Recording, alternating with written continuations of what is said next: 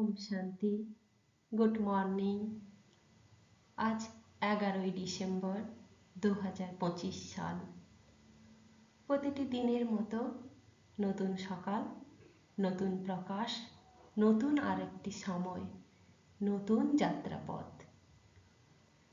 দৈনন্দিন জীবনে আমরা কত কি করে চলেছি। আমাদের এই সময় বড়ই অমূল্য।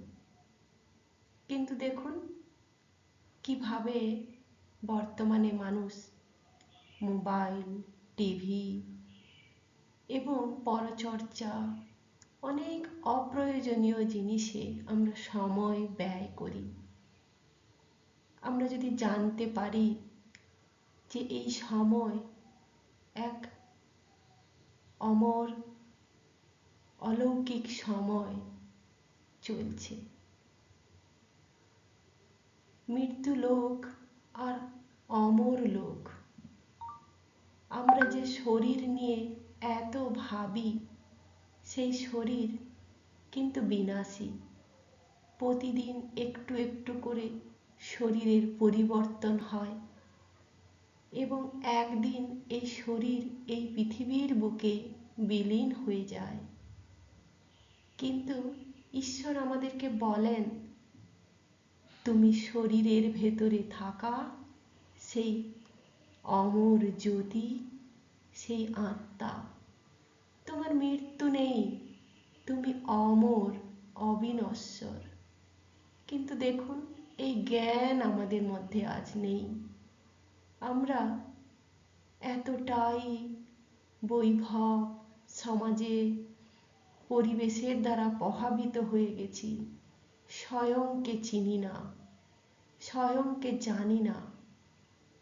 আমি যে এক পবিত্র আত্মা, পিওর সোল, আমি অমর, অবিনশ্বর। আমাকে কিভাবে এই অমরত্ব লাভ করতে হবে তার জ্ঞান পরমাত্মা শিব আজ আমাদের মধ্যে দিচ্ছেন। এই জ্ঞান যার কাছে আছে সে অসীম জগৎকে জেনে যায়, সে সৃষ্টি চক্রকে জেনে যায়, সে জেনে যায় তার আবির্ভাব কেন হয়েছে, সকল প্রাণীর থেকে মানুষ কেন আজ এত উন্নত। সবাই ঘুরতে পছন্দ করে, ঘুরতে যায়, বেড়াতে যায়। তাদের প্রশ্ন করুন, তারা বলবে রিল্যাক্সের জন্য যাচ্ছি, সৌন্দর্য দেখতে যাচ্ছি, অনেক কিছুই।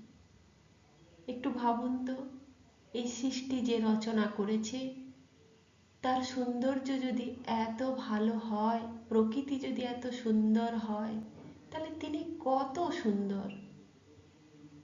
পরমাত্মাকে জানা যায় শুধুমাত্র আত্মজ্ঞানের দ্বারা।